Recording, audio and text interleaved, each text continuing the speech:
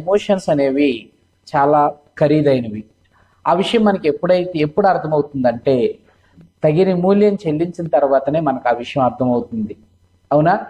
నేను ఈ పాఠాన్ని చాలా లాస్ అయిన తర్వాత మాత్రమే నేర్చుకోగలిగాను. అనగా చాలా దెబ్బలు తిన్నాక. అంటే డబ్బు విషయంలోనైనా జీవితంలోనైనా ఎమోషన్స్ మొదట్లో ప్రమాదకరంగా కనిపించవు. భయం మనల్ని సురక్షితంగా ఉంచుతుంది. అలానే ఎమోషన్స్ అనగా ఎగ్జైట్మెంట్ మనల్ని చాలా తెలివైన వారిని చూపిస్తుంది.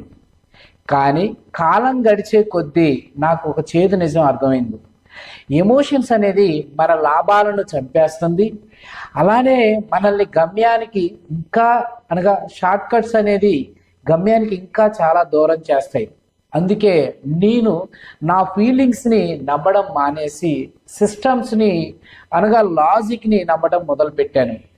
అక్కడ నిర్ణయాలు తీసుకునేది ఎమోషన్స్ కాదు, ఓన్లీ లాజిక్ అన్నది. Only logic. ఈ విషయం మీకు నచ్చినట్లయితే, అంటే మీకు హద్దుకున్నట్లయితే కింద లాజిక్ అని టైప్ చేయండి.